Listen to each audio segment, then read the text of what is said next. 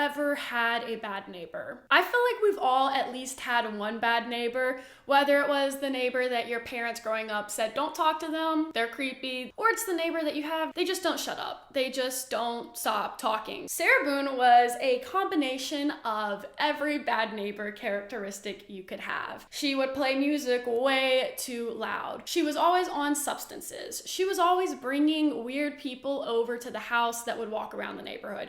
She would walk around the neighborhood at all hours at night. She would bang on her walls. She would yell. She just fucking sucked as a neighbor, okay? It is normal for humans to not be perfect. Sometimes people have addictions. That is absolutely a part of life. Well, Sarah Boone took this to the absolute next level. I fell asleep. I was awake, but I actually got out of the bed at like 12:30ish, whatever. So I came downstairs and I was like, oh, he's in the suitcase still. On February 25th, 2020, Sarah called police to tell them that she had found her boyfriend, Jorge Torres, dead in a suitcase. The kicker? She apparently zipped him up in a game of hide and seek gone wrong. We're playing and who zipped him up in? I did, but then I fell asleep. Okay, you're okay. I wasn't here. I'm just trying to figure out what happened. I fell asleep, so I don't know if he suffocated or like had an aneurysm or a heart attack or what. What kind of medical? After she zipped him up, she went upstairs, fell asleep, and the next morning, whenever she went downstairs, she saw the suitcase and thought, oh my gosh, I zipped my boyfriend up in that. Let me see if he's okay. And whenever she opened it, he was blue. That's all that happened. Okay. So I don't know if he had a heart attack or what in there. Like, I don't know what happened. So, hey, please, may I have my Dr. Pepper? I am so cotton mouth right now. There's not a lot of information on Sarah's background. Pretty much the only thing we have is about her previous marriage. If I haven't mentioned, Sarah at the time of all of these events is 42 years old. So this was probably in her 30s. She just would not stop partying. They had a kid together. That didn't help anything. She would literally bring home random people that she found and continue the party at her house. And that's when her husband said, look, this is too much. I cannot deal with you anymore. And he divorced her and kicked her out. They continued to share custody, but they were over. They were done. After separating, she met an Ace hardware worker named Jorge Torres. George was the father of 3. Again, there's not that much on George's background, but it does seem that the mother/mothers of these kids definitely did not want their kids going over to George and Sarah's house. They were together for almost 3 years, and over the course of these 3 years, they both somehow ended up unemployed and alcoholics. And it was about a year and a half in that the mask comes off. The true George and Sarah really began to show.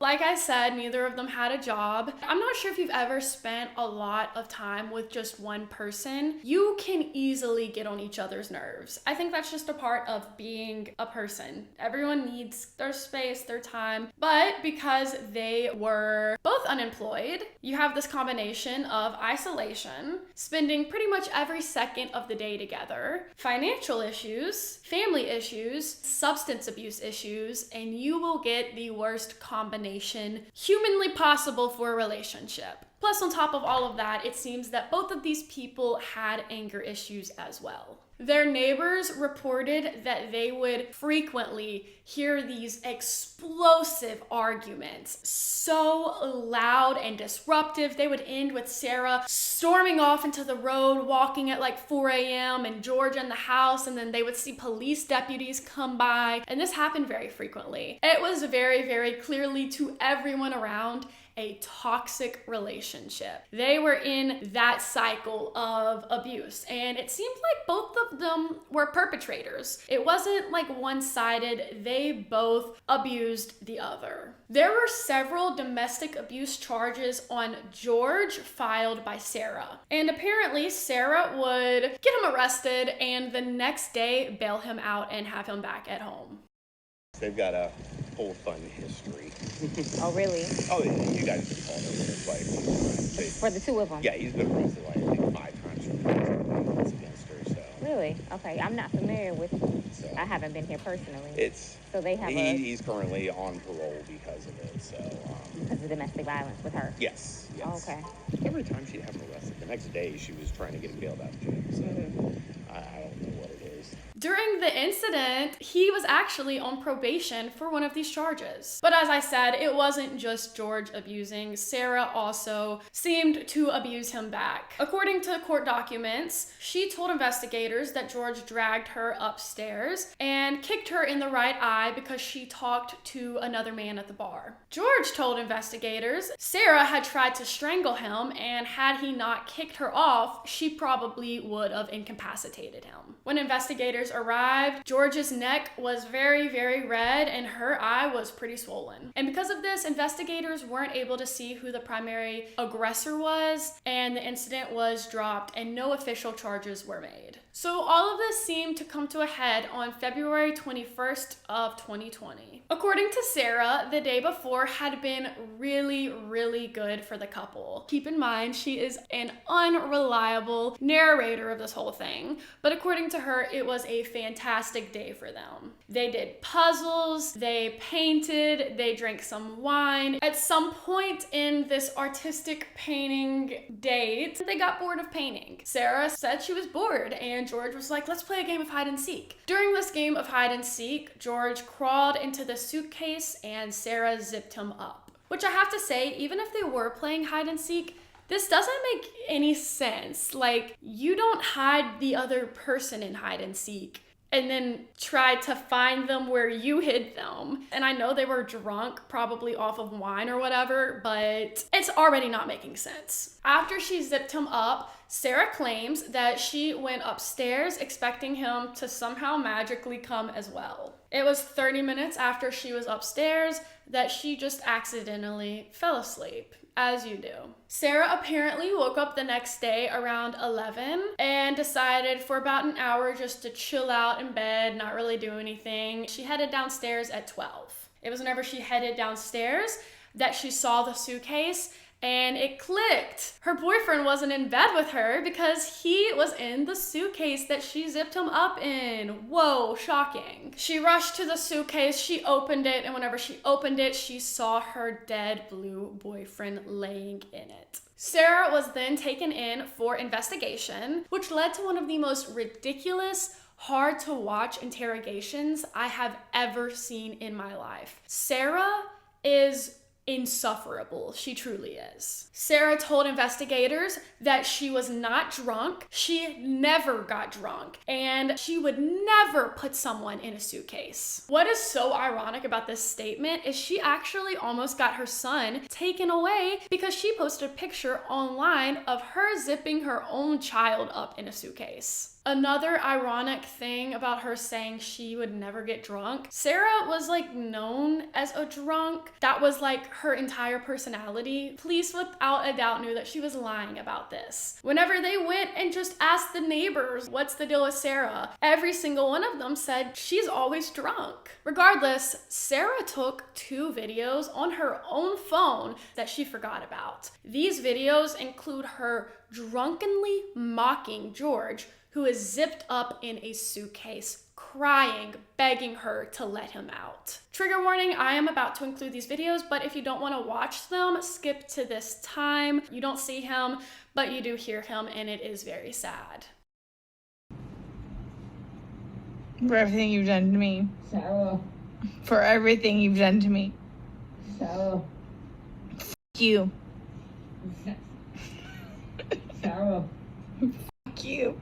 Sarah. Stupid. Sarah. That's my name. Don't wear it out. I can't fucking breathe, babe. Seriously. Yeah, that's when you do when you choke me. Sarah.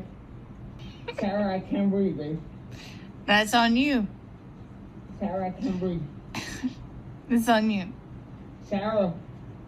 Real ransom. I want to get video for it extra. Because I got this. Sarah. Real ransom. Sarah. I can't breathe, babe. Oh. That's what I feel like when you ching on me. Sarah. Fuck you. Fucking breathe, Sarah. Yeah. You should probably shut the fuck up. Sarah.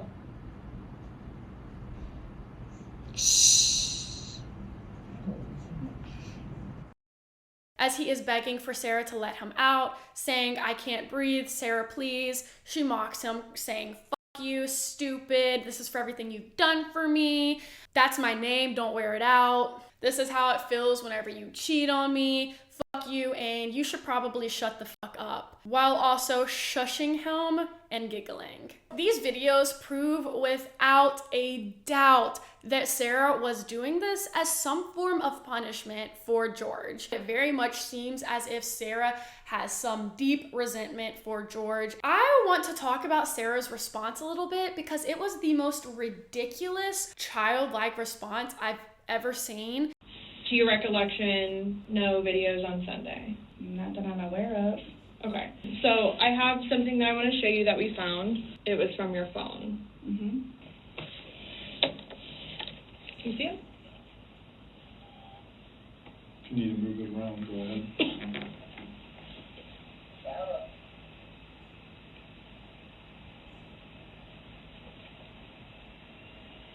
No, I don't remember that. For everything you've done to me. For everything you've done to me. Your battery's about to die. Shut it down. Oh, okay. I don't think you all understand who I am. Okay. Well, tell me. I mean, I've always been a straight A student. I am an outstanding mother to my son. Okay. I excel at everything. I would not do that. You wouldn't zip somebody in a suitcase? Well, I didn't completely lock it. I mean, I opened it with one finger. I left enough in there for him to get out. Okay. And I wasn't planning on going upstairs and going to sleep. No, it was just the way you said it. You guys are scaring me. Why? Well, we just want you to watch this. This came from your phone. Don't you want to know what's on it? Yes, please. Is it long? Because I don't know how much I can take. Mm-mm. Do I have to watch this? I continuously throw up. I don't sleep. I don't want to see it, if that's okay. You can either explain it or we take it for what it is. Yeah. We're just trying to give you the opportunity to tell us what's going on. It's that long? 2 minutes. No. For everything you've done to me. For everything you've done to me. Fuck you. And this Fuck is, you. that's you, your voice. Stupid. That's my name. Don't wear it out.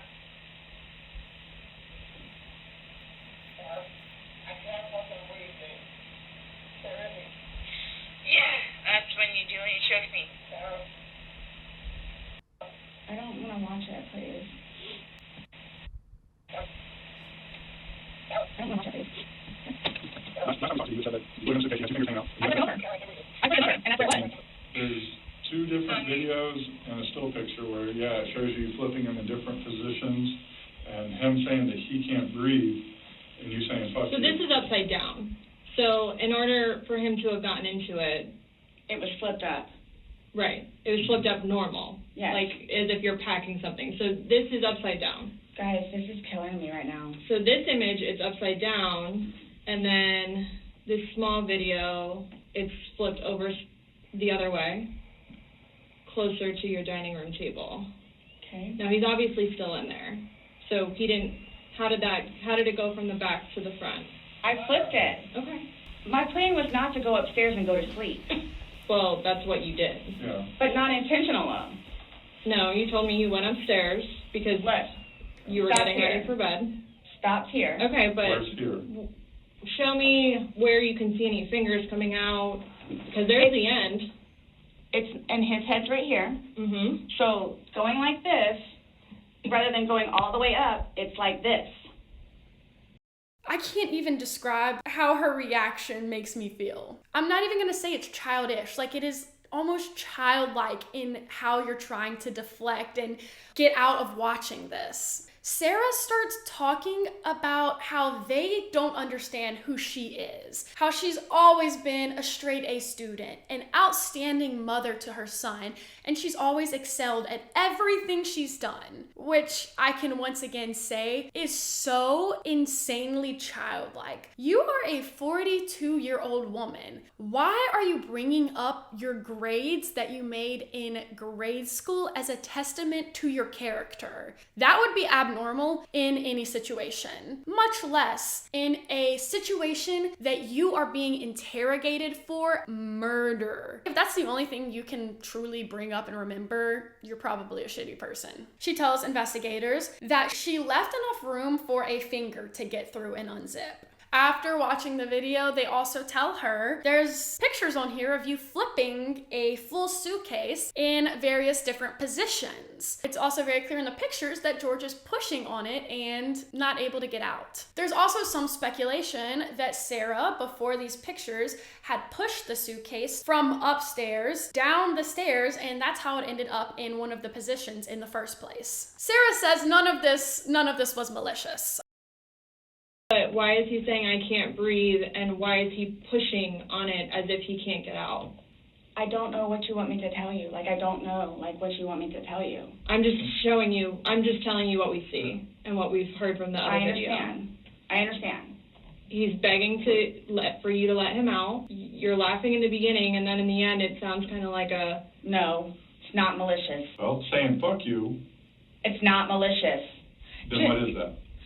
What does fuck you mean to you? Well... Like if I were to tell my like he does. Like, I get called everything but a white woman, so... Okay. My intention was not to leave him in there. Please understand that. My intention was not to leave him in there. But you told me he was laughing, and we were before. The video, there's no laughing. We first got in there? So it goes from funny to no longer funny, but you're the only one laughing. But I didn't think that he was, like, panicky. Like, So pushing up on a suitcase saying, Sarah, Sarah, Sarah, I can't breathe. George has done that in the past before, too, where it's just like he thinks that he's woe is me kind of thing, where it's like, he's never been locked in a suitcase. That's where he couldn't get out. So it's kind of, I thought it was the boy crying wolf kind of thing. The investigators then began to ask her, you knew he was in the suitcase, so why did you go upstairs? She tells them, well, because I was drinking. And they say, so you were drunk. And she says, no, I was not drunk. I don't get drunk. I was not drunk. And they say, okay, well then, how did you forget him in a suitcase? Why did you go upstairs? She says, it was the alcohol. They say, well, you just said you don't get drunk. She's like, I was not drunk. This cycle goes on for a good 10 minutes. After she's going on about how she wasn't drunk, you can talk to the property owner, like everybody knows. And the investigators were like, we did talk to your neighbors, and every single one of them said that you were drunk. She is such a bad person. She calls out two people, and Sarah goes, they're here illegally, so trying to like get someone else in trouble? How bad of a person can someone be? The investigators literally go, how does that relate to your case at all? How does that relate to what you're in here for? Talk to the property manager. Okay. Because it's not... These are your neighbors, the one that live next to you. Your property manager does not live next to you. They see you every day. How many? You had two neighbors you went to and asked to go use the restroom. See, that is just not fair. No, hold on.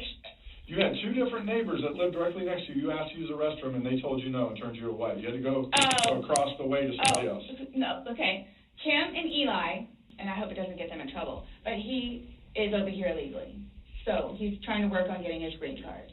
What does that got to do with you using the restroom? They didn't want to be involved. Should I use yours? You gotta use yours. No. I was asking last night because, we had several different people in the Assuming neighborhood that come up Eli and saying Kim. she was drunk on a regular basis. Eli and Kim. Okay. The whole thing makes me mad, but this really does make me mad. This is a woman who will literally do anything to get her way. Throwing people under the bus who could literally get deported back to the country that they fled from because she wants to have an ounce of distraction from what she's done. I hate her. Nearing the end of this interrogation, she pulls out a notebook that has a list of questions for the interrogators, which, by the way, the questions have literally nothing to do with anything they would have knowledge of, but she just acts all entitled, opens her notebook, and starts reading off these questions. Are you all updating his parents today, or when you get final whatevers? What does it matter? Why? What we tell his parents? What do you mean? Because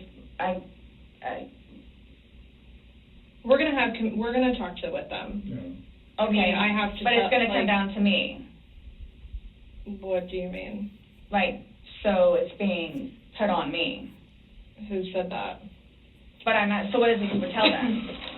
We're gonna give them an update, just like we gave you an update on their autopsy. We had to deliver news to them last night that their son was dead. There's not a whole lot of conversation that goes on after that. It's not a very easy thing Was to it do. yesterday or Sunday? Sunday. Today's Tuesday, right? Did we not meet you yesterday? We met you yesterday. Yeah. I'm just asking. How do you guys suggest me finding out about funeral? Yeah. That's not even something that's been probably talked about between the family. That's not something we ask. We have no way of... Just being told last night that they have not even considered what they're going to do. His body can't even be released, No. so... I've been there with parents, grandparents, aunt and uncles. I don't know if I have the right to or not, but like I was going to call his former employees whom he really cared for and let them know. How do I go about getting his wedding ring, engagement ring? It's at the medical examiner's office. It'll come to us eventually, and then... It'll be released to the next of kin. Yeah, okay. I bought it for him. Okay. That is a civil issue. It was on his finger, it goes to them, they're the ones that are going to release it. We don't have any say in that. So I won't get that back. So for all of this, like, how do I find out what's what, and how many, like, what's been found? What do you mean? Pillow with stain, swabs of stain from pillow, suitcase.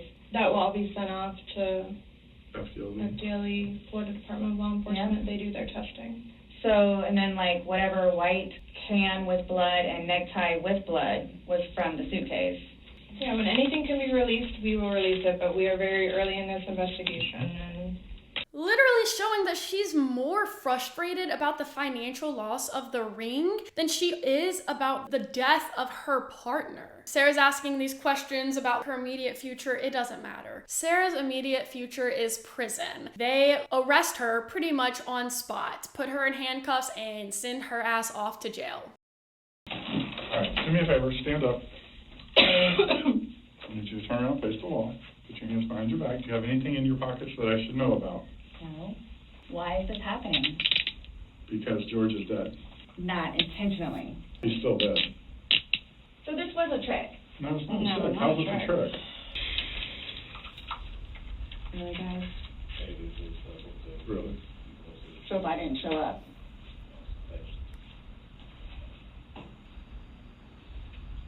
Not intentional. Okay. So what am I supposed to do now? I have not. So what am I going to do with my purse? Oh, sorry. Your purse is going to come, but the cigarettes and stuff can't, so. Sarah is still in custody awaiting a trial. And let me just tell you guys, the trial has been delayed 14 times. Over the course of just 3 years, Sarah herself has gotten this trial delayed 14 times. She has had 7 different attorneys withdraw from the case. The last one citing differences including but not limited to ethical considerations. The one before that withdrew and told the judge that he could not represent a client that called him a dud and buffoon. She even had a judge withdraw from the case. Judge Michael Kranick has taken over from Judge Wayne Wooten. And Sarah made no secret of her hatred towards Judge Wooten. She wrote a letter blaming him for the delay in her case along with her attorneys. This is what she said in her letter. Finally, a new judge. It's strange how the Lord works, as I was in the process of trying to disqualify Wooten after being my judge 4 years, and me still incarcerated with nothing to show other than 7 different attorneys. Not by choice. News clips of me walking in and out of the courtroom and everything related to my case permitted to be slathered on the global internet and in which I have not seen myself.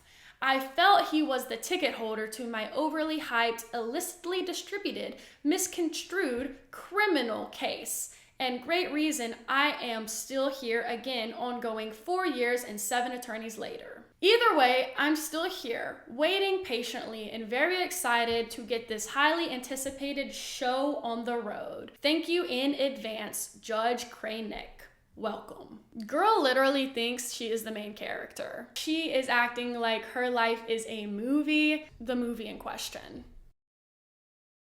This is where her case is today, and her current retrial is set for May 3rd, 2024. Whether that actually happens or another judge or attorney withdraws, only time will tell. Thank you guys so much for watching this case. I really appreciate you watching me and my channel. I'm trying so hard to get into the algorithm. I really want to make this my job. I love making these videos. So if you want to help me make my dreams come true, please just interact with this video. Something as simple as that can really change my future. Like, comment, subscribe, share, do all of that. Thank you for watching. Bye.